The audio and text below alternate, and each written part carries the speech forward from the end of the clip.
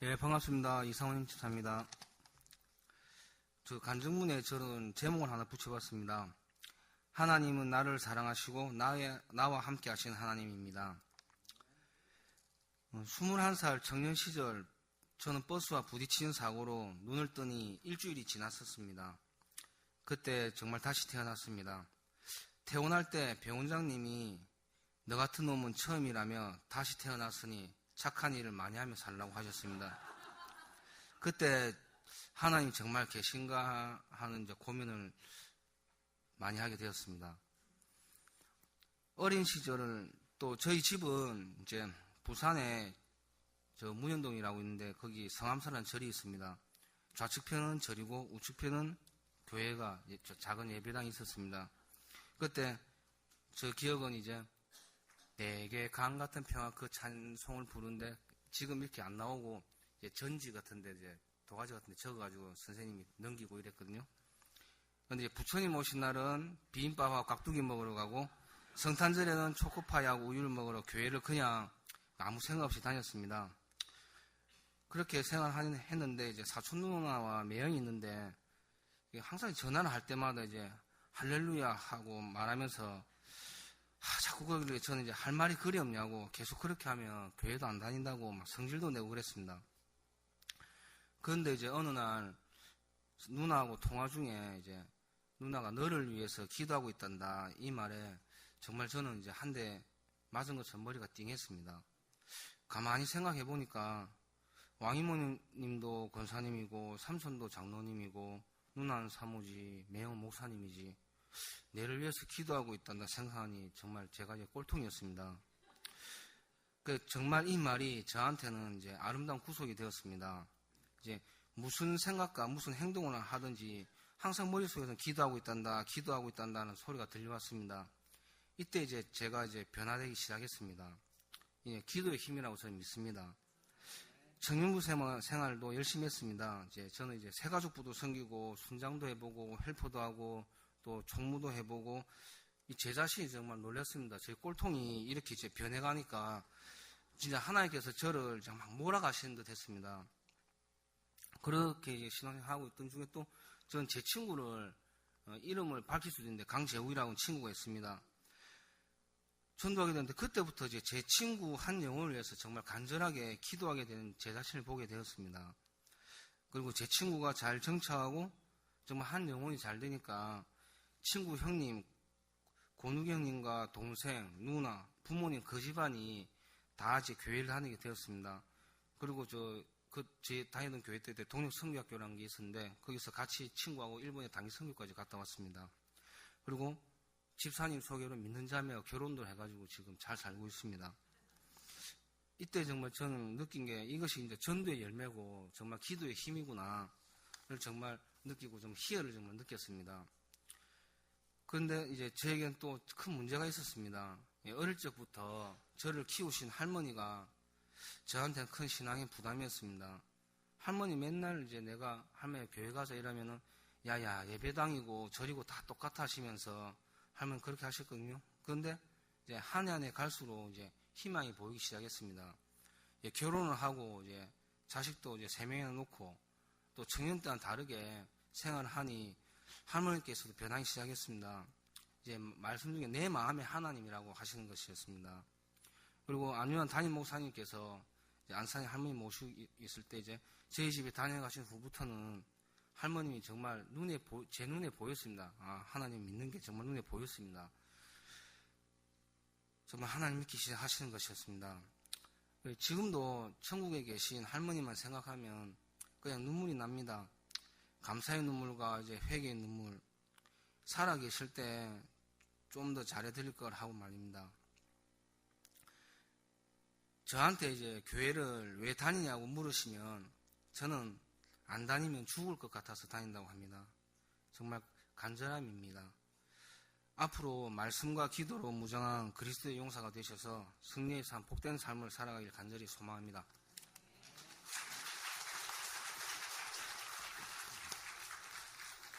대단히 감사합니다. 함께 기도하겠습니다. 좋으신 하나님 아버지, 아름다운 간정, 하나님의 살아계심을 기도의 응답을 간증하게 하신 하나님 영광을 받아 주옵소서.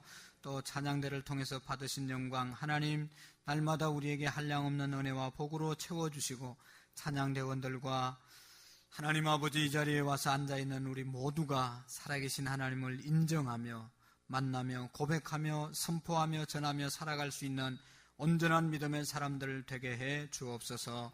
이 시간에도 하나님 그저 왔다 가지 않게 하시고 하나님께서 우리에게 향하신 뜻이 무엇인지 들려주시는 하나님의 음성이 무엇인지 한 말씀이라도 마음속에 새기며 하나님의 은혜를 경험하는 시간 되게 해 주옵소서. 성령님 역사해 주시옵소서. 하나님 도와 주옵소서. 예수님의 이름으로 기도하옵나이다. 아멘. 할렐루야. 할렐루야.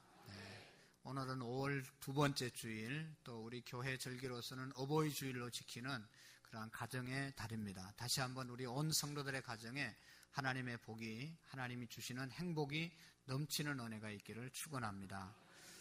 지난주에도 말씀을 드렸지만 우리 가정이 하나님의 복을 받고 참 평안하고 행복하기 위해서는 첫 번째로 위로 하나님을 잘 경외해야 합니다. 하나님을 예배하고 하나님을 잘 섬기는 가정을 하나님께서 우리 자손과 또 우리 자신과 우리의 자손 만대의 복을 주시겠다고 약속하셨습니다. 더 나아가서 살아계신 또 우리와 함께 하시는 우리를 이 땅에 있게 하신 육신의 부모님을 잘 섬기는 자에게 하나님께서 땅에서 잘되고 장수하는 축복, 약속의 첫 계명을 우리에게 허락해 주셨습니다.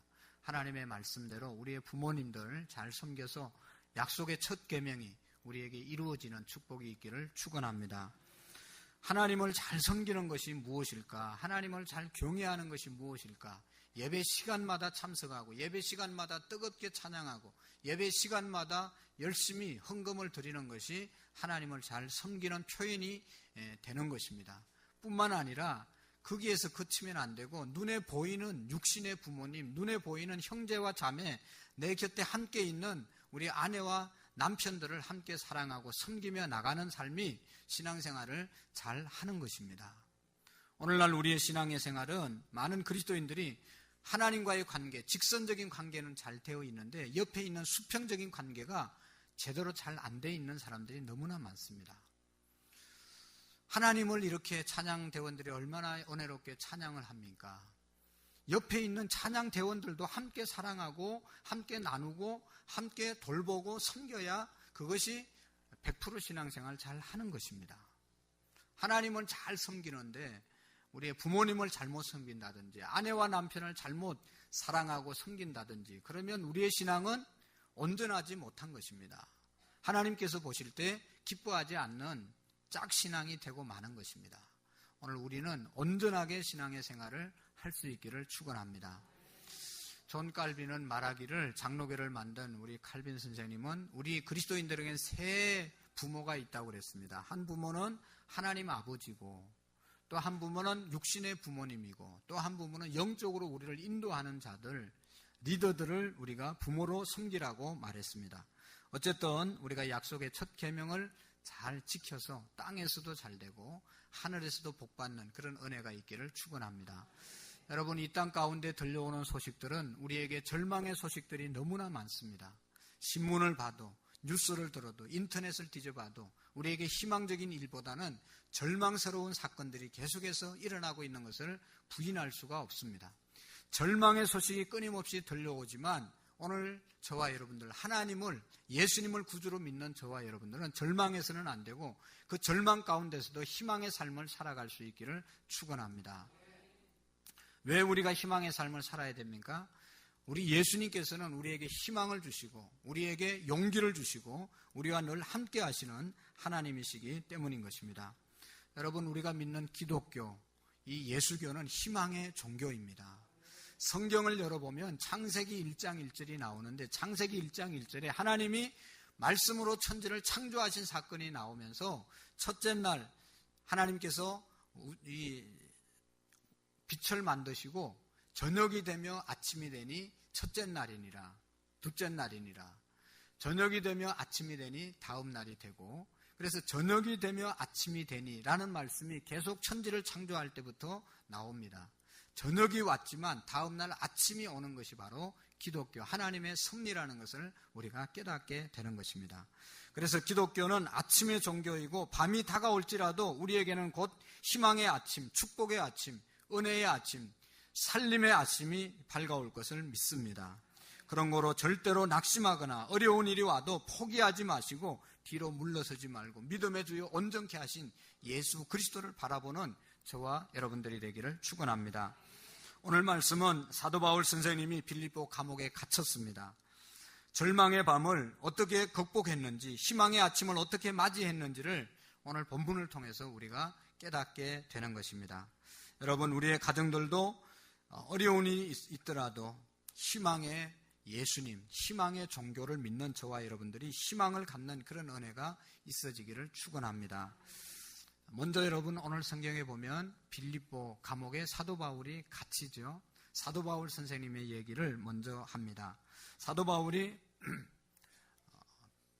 예수 믿는 사람들 핍박하다가 예수 믿는 사람들이 저 다메섹에 도망가 있다고 하니까 그 사람들 잡으러 다메섹으로 가다가 그 다메섹 길에서 하늘에서 강한 하나님의 빛이 비쳐서 그 자리에서 꼬꾸라지지 않습니까? 그래서 이제 눈이 앞을 볼 수가 없어서 사람들의 손에 이끌려서 아라비아라고 하는 곳에 가서 3일 동안 금식기도 합니다. 3일 금식기도 하고 나니까 성령이 충만하게 임하여서 하나님의 음성이 사도 바울에게 들려오는데, 내가 너를 선택한 이유는 이방인들에게 복음을 전가하기 위해서 너를 선택했다. 너는 이방인의 사도가 되어라. 하나님의 사명이 사도 바울에게 주어지게 됩니다. 그러니까 유대인이 아닌 이방인들에게 복음을 전가하기 위해서 사도 바울이 부름을 받고, 그는 이방 로마 나라에 가서 복음을 전가하기 위해서 로마로 열려있는 길을 따라서 가는 도중에 가는 성마다, 가는 도시마다 유대인들이 회당을 지어놨습니다. 그 회당 안에 들어가서 하나님의 복음을 전가하게 되었습니다. 예수님을 전하는 그러한 일을 사도 바울이 하게 됩니다. 로마로 가는 도중에 세워진 회당에 들어가서 예수님의 복음을 전가하게 됩니다. 유대인 회당들이 소아시아 지역 일대에 다 세워져 있었기 때문에 그곳에 가서 복음을 사도 바울이 전가하게 되었습니다. 오늘날 터키 지역입니다. 그래서 그가 1차 선교 여행을 마치고 터키 지역에 가려고 하는데 성령님께서 이제 허락지 아니하시고 막았습니다. 자기는 그 아시아로 가서 복음을 전가하려고 하는데 하나님의 성령께서 허락지를 않는 겁니다.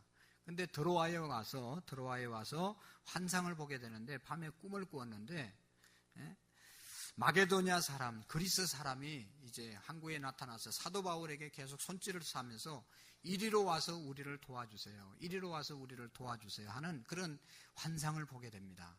그래서 사도 바울이 내가 마게도냐로 가야 되나 보다. 그래서 그 환상에 이제 영감을 받고 깨닫고 이제 다시 배를 타고 이제 선교지에 도착하게 된 곳이 바로 빌립보라고 하는 이 오늘 성경에 나타난 이 성에 도착하게 됩니다. 이 빌립보 성에는 유대인들의 회당이 전혀 지어 있지 않았습니다. 알고 있는 사람이 한 사람도 사도 바울에게는 없었습니다. 어디에 가서 누구에게 복음을 전할지 막막한 그런 상황이었습니다. 안식일이 되어서 사람들이 많이 모여있는, 특별히 여인들이 많이 모여있는 강가로 내려가서 복음을 전가하니까 거기에서 한 여자가 복음을 받아들였는데 루디아라고 하는 여인이었습니다. 옷감에다가 물을 들여서 옷감을 파는 그런 옷감 장사 루디아가 복음을 받게 되었습니다. 이 사람이 빌립보 성의 첫 번째 교인이 된 것이죠. 그리고 또 다른 문제가 생겼는데 그가 열심히 복음을 전가했지만 루디아 한 사람 전도하고 또 복음을 전가하고 다니는데 귀신이 들려서 점을 치는 여자아이가 따라다니면서 설교할 때마다 복음을 전가할 때마다 방해를 하는 겁니다. 따라다니면서 귀신이 들렸으니까 이게 뭐 제정신이 아니니까 자꾸만 방해했습니다. 여러분, 이 귀신이 들리면 이제 과거를 알 수 있는 점을 치는 사람들이 있지 않습니까? 이 귀신이 들리면 과거를 알 수 있는 그래서 점을 치는 점쟁이 하는 무당들이 있지 않습니까? 우리가 분명히 기억해야 할 것은 이 점쟁이라도 아무리 신령한 점쟁이라도 과거는 알아맞힐 수 있지만 미래는 알아맞힐 수가 없습니다. 어떠한 유능한 점쟁이라도 미래에 대해서는 왜 못 맞추는가 하면 성경에 보면 하나님께서 미래는 하나님만이 알 수 있도록 그렇게 말씀하셨기 때문에 우리의 미래는 하나님의 손에 달려있지 뭐 누가 이렇게 된다고 해서 되는 것이 아닙니다. 근데 분명한 것은 우리가 미래가 형통하고 성공하고 잘 되려면 하나님의 말씀대로 하나님이 하라는 대로 살면 하나님께서 우리 미래를 반드시 책임져 주십니다. 그래서 역사를 통해서 보면 통계를 통해서 보면 하나님의 말씀대로 사는 사람이 잘못된 사람이 한 사람도 없습니다. 무당에게 가서 무슨 누구에게 가서 물어볼 필요가 전혀 없습니다. 내가 하나님 앞에 기도하고 응답받고 하나님의 말씀대로 살면 그 삶은 형통한 삶이 되는 것이죠. 여러분, 이 이 귀신이 들려가지고 점치는 일을 하는 이 아이가 계속 시끄럽게 하니까 바울과 실라가 붙잡고 아마도 이렇게 기도했을지도 모릅니다. 나사렛 예수의 이름으로 명하노니 이 아이에게서 있는 귀신아 떠나갈지어다. 귀신을 내쫓았습니다. 귀신이 나가고 난 다음에 아이가 정상이 되었습니다. 이젠 더 이상 점을 칠 수가 없는 거죠. 이 아이를 데리고 점을 치면서 장사를 했던 주인이 관청에 고발을 해가지고 이 사람들이 이상한 종교를 전한다고 하면서 이 사람 때문에 우리가 영업에 방해를 받았다. 그래서 바울과 실라를 고소해서 붙잡혀 가서 매를 맞고 감옥에 갇히게 된 것 아닙니까? 여러분, 옛날에 이 채찍은 얼마나 여러분 아픈 그리고 모진 그런 아픔을 주는 채찍인지 아시죠? 가죽에다가 거기 뼈를 박아서 그 가죽으로 때리면 사람이 살점이 떨어질 때 함께 떨어지는 겁니다. 얼마나 아프고 힘든지 모릅니다. 그런 매를 맞고 감옥에 갇히고 손과 발에는 이 쇠사슬로 묶여서 감옥에 들어가게 되었습니다. 보통 사람 같으면 여러분 하나님을 향해서 원망과 불평을 하지 않겠습니까? 제가 아시아로 가려고 했는데 하나님께서 막으셔서 이 빌립보로 보내서 이게 뭡니까? 내가 하나님 복음 전거하다가 지금 이렇게 맞아서 감옥에 갇혀서 더 이상 복음을 전하지 못하지 않습니까? 얼마든지 원망하고 불평할 수 있었을 텐데 사도 바울과 실라는 그렇게 원망하거나 불평하지 않았습니다. 사랑하는 성도 여러분, 우리가 고난을 당할 때가 있습니다. 가정이 어려움을 당할 때가 있습니다. 누구 때문이라고 원망하거나 불평해서는 안 됩니다. 왜냐하면 누구에게나 이러한 절망의 밤이 다가오게 되고 누구에게나 문제의 밤이 다가오게 되고 누구에게나 환난의 밤이 다가올 수 있기 때문인 것입니다. 사랑하는 성도 여러분, 지금 여러분들이 당하고 있는 환난, 절망의 밤이 무엇입니까? 어떤 사람은 갑자기 건강이 나빠져서 건강 때문에 절망의 밤을 맞이한 사람도 있을 겁니다. 잘 되던 사업이 마음대로 안 돼서 힘들어지는 그런 절망의 밤을 맞이한 사람도 있을 것입니다. 또 어떤 사람은 직장 생활이 넉넉지 않고 만만치 않고 힘들어하는 분들이 있을 겁니다. 가정이 문제가 있어서, 자식이 문제가 있어서, 또 어떤 사람이 문제를 일으켜서 힘들어하는 사람들이 있을 겁니다. 그러나 여러분, 이 절망은, 이 힘듦은 끝이 아님을 믿으시기를 바랍니다. 그리스도인들에게 있어서는 참고 견디면, 하나님께서 인내하면 곧 희망의 아침을, 희망의 새벽을 우리에게 허락해 주실 줄로 믿습니다. 우리가 인내할 때 축복의 새벽이 다가오고 우리가 인내할 때 기적의 새벽이 일어남을 믿으시기를 바랍니다. 여러분, 우리나라에 강영우 박사라는 사람이 있었죠. 얼마 전에 세상을 떠나서 천국 갔는데 이 사람은 홀로 어머니 밑에서 성장했습니다. 중학교 3학년 때 학교에서 축구하다 축구공에 맞아가지고 두 눈을 실명했습니다. 아들이 실명한 것 보고 충격을 받아서 어머니가 돌아가셨습니다. 그에게 길을 안내하고 자기를 데려주고 챙겨주던 누나가 하나 있었는데 이 누나도 너무 가난하고 못 먹어서 병이 걸려서 그냥 죽었습니다. 세상을 떠났습니다. 어머니 세상 떠나고 자기를 인도했던 누나가 세상을 떠났습니다. 그런데 세상을 떠나기 전에 이 누나가 너무너무 자기들의 삶이 불쌍하고 힘들고 동생이 불쌍하니까 교회 데려가가지고 교회 가면 병을 고친다고 하더라. 그래서 교회 데려왔습니다. 교회 와서 목사님이 안수하고 기도할 때 육신의 눈이 밝아진 것이 아니라 보여지게 된 것이 아니라 영안이 열리게 되었습니다. 그래서 그는 절망하지 않고 그 깊은 절망의 밤에서 희망의 새벽을 바라보게 되었습니다. 희망을 갖고 열심히 공부해서 우리나라의 연세대학을 졸업하고 미국에 건너가서 피츠버그 대학에 가서 박사학위를 받고 한국에 들어와서 사역을 하려고 했는데 길이 열리지 않았어요. 미국에 남아서 미국 대학에서 교수를 하다가 여러분 우리가 잘 아는 것처럼 이 부시 대통령 때 장애인 정책 차관부가 되어서 7년 동안 미국의 장애인, 전 장애인들을 섬기는 돌보는 그런 귀한 사역을 감당하게 되었습니다. 그러다 천국 갔습니다. 여러분 그가 앞을 보지 못하는 절망의 밤을 맞이하고 고아가 되는 절망의 밤을 맞이하고 또 가난과 저주의 어떤 그런 질병의 그런 고난의 절망의 밤을 맞이했지만 예수 그리스도를 믿음으로 말미암아 하나님의 도우심으로 그가 새롭게 되어진 것을 믿으시기를 바랍니다. 예수님을 믿었기 때문에 희망을 갖게 되었고 예수님을 믿었기 때문에 절망을 희망으로 바꾸게 된 것입니다. 우리가 예수님 안에 있을 때 이런 희망의 새벽이 밝아옴을 믿으시기를 바랍니다.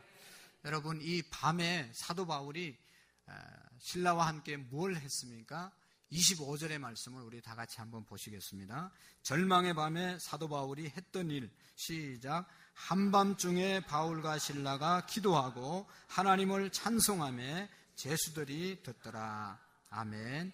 바울과 신라가 한밤중에 매맞고 쇠사슬에 묶여서 감옥에 들어가 있을 때 원망하거나 불평하거나 자기 신세 타령하지 아니하고 하나님을 향해서 찬송했더라. 할렐루야. 불평하지 않았습니다. 남을 탓하지 않았습니다. 그 밤에 기도했습니다. 하나님 아버지 감사합니다. 내가 복음을 전거할 수 있는 이방인의 사도가 된 것이 얼마나 감사합니까? 예수님은 나를 위하여 십자가에서 양손 양발에 대못 박히고 돌아가셨지만 그 고난에 10,000분의 1이라도 동참할 수 있는 감옥에서 매맞고 복음을 전거할 수 있는 영광을 주심을 감사합니다. 하나님께 감사의 기도를 드렸을 때 그에게 찬양이 나왔고 찬양이 나왔을 때 여러분 26절의 말씀에 보면 옥문이 열리고 진동하는 그런 역사가 자기들을 묶고 있던 모든 쇠사슬이 풀어지는 역사가 있음을 믿으시기를 바랍니다. 사랑하는 성도 여러분 힘들고 어려울 때 우리가 다른 것 생각하지 마시고 기도하고 찬양하고 감사하는 은혜가 있기를 바랍니다. 그때 기적이 일어나게 될 줄로 믿습니다. 시편 기자는 42편 8절에 보면 낮에는 여호와께서 그의 인자하심을 베푸시고 밤에는 그의 찬송이 내게 있어 생명의 하나님께 기도하리로다. 밤에는 그의 찬송이 내게 있어 하나님께 기도하게 되었다. 할렐루야. 시편 119편 62절에도 보면 내가 주의 의로운 규례로 말미암아 밤중에 일어나 주께 감사하리이다. 절망 중에 일어나 슬픔 중에 일어나 주님께 감사하리이다. 할렐루야. 여러분 힘들 때 고통스러울 때 우리 주님께 오히려 감사할 수 있는 은혜가 있기를 바랍니다. 찬송할 수 있기를 바랍니다. 이것이 어려움을 이길 수 있는 유일한 비결이고 기적을 경험할 수 있는 유일한 비결인 것입니다. 사도 바울은 우리에게 데살로니가전서 5장 17절 18절에서 말씀합니다. 항상 기뻐하라. 쉬지 말고 기도하라. 모든 일에 감사하라. 이것은 너희를 향하신 하나님의 뜻이라고 말씀하고 있습니다. 여러분 우리가 하나님의 뜻대로 하나님의 뜻에 순종할 때 명령에 순종할 때 기적이 일어나게 되는 것입니다. 항상 기뻐하는 것은 기뻐해도 되고 안 해도 되는 말씀이 아니라 기뻐하라 명령입니다. 감사하라 기도하라 명령했던 말씀입니다. 우리가 살다가 경험하는 것이지만 어렵다고 원망하고 불평하고 한숨 쉬면 달라질 것이 뭐가 있습니까? 아내가 잘못했다고 남편이 잘못했다고 서로를 원망하고 불평하면 남는 것이 뭐가 있습니까? 회복되는 것이 뭐가 있습니까? 하나님의 말씀에 순종해서 힘들고 어렵고 서로를 원망하고 불평스러울 때 참고 감사하고 참고 찬양하고 참고 기도할 때 하나님께서 그 속에 기적을 이루어 주시는 것입니다. 우리는 절대 감사, 절대 긍정의 믿음으로 나아갈 때 하나님께서 우리의 환경을 축복으로 바꾸어 주실 줄로 믿습니다. 그래서 여러분 찬송했을 때 26절의 말씀을 한번 보시기를 바랍니다. 어떤 역사가 있었는가? 시작. 이에 갑자기 큰 지진이 나서 옥토가 움직이고 문이 곧 다 열리며 모든 사람이 매인 것이 다 벗어진지라. 아멘. 할렐루야. 오늘 우리에게 고난의 밤이 오고 환난의 밤이 왔어도 여러분 찬송할 때 오늘 성경에 보면 갑자기 큰 지진이 나서 옥토가 움직이고 문이 다 열리고 그들을 메고 있던 모든 쇠사슬이 풀어지는 역사가 있은 줄로 믿습니다. 사랑하는 성도 여러분, 어떤 절망과 고통과 괴로움의 문제가 우리를 둘러싸고 있다 하더라도 사도 바울처럼 신라처럼 찬송하면 닫혔던 문이 열려지게 되는 것입니다. 우리를 묶고 있던 그 모든 저주와 가난과 불평과 모든 것들이 풀어지게 되고 자유케 되어지고 옥문이 열려지는 역사가 일어나게 될 줄로 믿습니다. 왜냐하면 우리가 믿는 하나님은 분명히 살아계시고 전능하시고 역사하시는 응답하시는 하나님이기 때문입니다.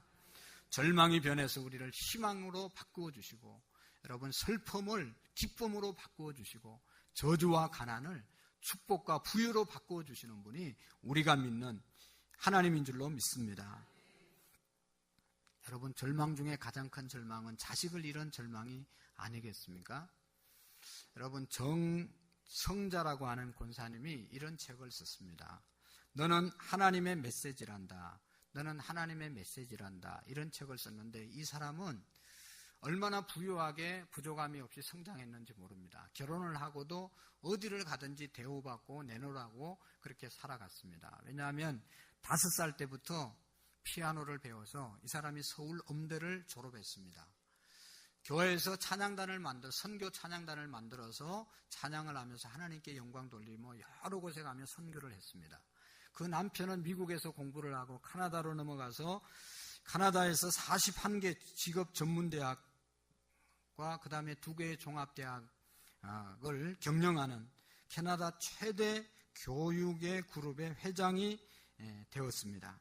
그러면서 이제 인생을 살았으니까 얼마나 여러분 부유하게 살았는지 모릅니다. 그런데 결혼을 해서 아이를 낳았는데 이 아이가 이제 조셉이라고 하는 아들이 자폐증 아이였습니다. 자폐와 간질이 걸렸습니다. 얼마나 힘든 그러한 부모의 아픔을 우리가 상상할 수 있지 않습니까? 조금도 부족함이 없이 자랐는데 태어난 아이가 자폐증이 뿐만 아니라 간질병이 있는 아이였습니다. 간질이 한 번 하면 24시간 거품을 물고 그렇게 하잖아요. 24시간 지켜서 옆에서 지켜봐야 되는 그러한 부모의 마음이 얼마나 아팠겠습니까? 그래서 그는 이렇게 기도했습니다. 하나님, 우리가 하나님 앞에 나름대로 하나님이 주신 은사를 가지고 하나님을 잘 섬긴다고 열심히 섬기고 신앙생활 잘했는데 왜 우리의 가정에 이런 어려움이 있습니까? 때때로 하나님을 향해서 원망하고 또 이런 기도를 드린 적이 한두 번이 아닙니다. 그렇지만 자식을 위해서 이분은 많은 노력을 들이고 사랑을 쏟아부었습니다. 그럼에도 불구하고 시시때때로 다가오는 절망과 고통은 누구에게도 말하지 못했습니다. 혼자 눈물을 흘리며 밤을 새울 때가 한두 번이 아니었습니다. 그런데 이 아들이 그의 나이 32살에 교통사고로 세상을 떠났습니다. 갑자기 이 조셉이 이제 세상을 떠났는데 이 아이가 세상을 떠났는데 이 아이가 세상에 있을 때도 살아있을 때도 자폐증 환자였지만 얼마나 순수한지 누구를 만나든지 먼저 인사하고 자기는 조셉입니다 하고 자기가 막 인사하고 그냥 너무너무 사랑스럽게 그렇게 살았다는 겁니다. 함께. 근데 갑자기 이 아이가 이제 세상을 떠났습니다. 그 아이마저 세상을 떠나니까 너무 좌절이 되어서 눈물로 엎드려 기도하는데 하나님의 음성이 들려오게 되었습니다. 하나님의 메시지를 듣게 되었습니다. 지금까지는 아들 조셉만을 바라보며 살았지만 이제는 세상의 모든 장애 아이들을 내 아들로 삼으라. 그래서 그때부터 장애우들을 섬기기 시작을 했습니다. 아들의 이름을 딴 커피숍을 만들었는데 조스 테블이라고 미국에서 이제 이 커피숍을 했습니다. 이 커피숍에는 장애우들이 와서 일할 수 있도록 그렇게 만든 겁니다. 그래서 미국 전역에 커피숍을 만들어서 장애인들이 와서 일할 수 있도록 배려하고 커피숍을 운영했습니다. 2013년도 이것을 이제 알게 되어서 오바마 대통령이 시상을 했습니다. 그리고 작년 2014년도에도 또 이제 다른 상을 받게 되었습니다. 발달 장애하였던 아들 조셉을 키우면서 비로소 하나님의 마음을 알게 되었습니다. 긴 절망 끝에서 찬양과 감사로 나왔을 때 하나님께서 너와 내 아들을 향한 나의 계획이 있다라고 하는 메시지를 듣게 된 것입니다. 그는 희망을 갖고 아들에게 주고 싶었던 그 마음을 다른 장애인들을 향해서 아들에게 다 쏟아붓지 못한 사랑을 다른 장애우들에게 쏟아 부었습니다. 이제 아들이 떠난 빈자리에 장애인들을 섬길 목적으로 세워진 이 조셉 테이블을 통해서 여러분 누구나 섬길 수 있는 그런 삶을 살게 되었다고 간증했습니다. 여러분 찬양과 감사는 이렇게 기적의 통로로 쓰임받는 것을 믿으시기를 바랍니다. 사랑하는 성도 여러분, 오늘의 현실이 힘들고 어려워도 감사하시고 찬양할 때 우리의 교회가, 우리의 가정이, 우리의 인생이 달라지는 은혜가 있을 줄로 믿습니다. 우리 교회가 예배 전에 찬양을 드리는데 어떤 사람은 왜 이렇게 찬양이 많이 드리냐 불평하는 사람도 있을지 모르겠어요. 또 그것을 이해하지 못하는 사람들이 많습니다. 여러분 찬양이라고 하는 것은 하나님의 존재를 인정하고 하나님의 존재를 높여드리고 하나님의 존재를 찬양하는 그러한 내용이 담겨져 있는 겁니다. 하나님께서는 하나님을 인정하고 하나님을 높여드릴 때 하나님께서는 기뻐하시고 영광을 받으시는 것이죠. 그래서 하나님께 영광을 드리면 하나님께서 우리에게 은혜를 주시고 능력을 주시고 기적을 베풀어 주십니다. 그래서 우리가 찬양을 전심을 다하여 드릴 때 우리의 삶의 변화가 일어나고 우리의 마음의 변화가 일어나게 되고 기적이 일어나는 역사가 있습니다. 그래서 더 뜨겁게 우리가 찬양을 드릴 수 있기를 바랍니다. 여러분, 우리가 살다 보면 어려움을 당하면 막상 찬양하고 기도하기가 쉽지 않지요.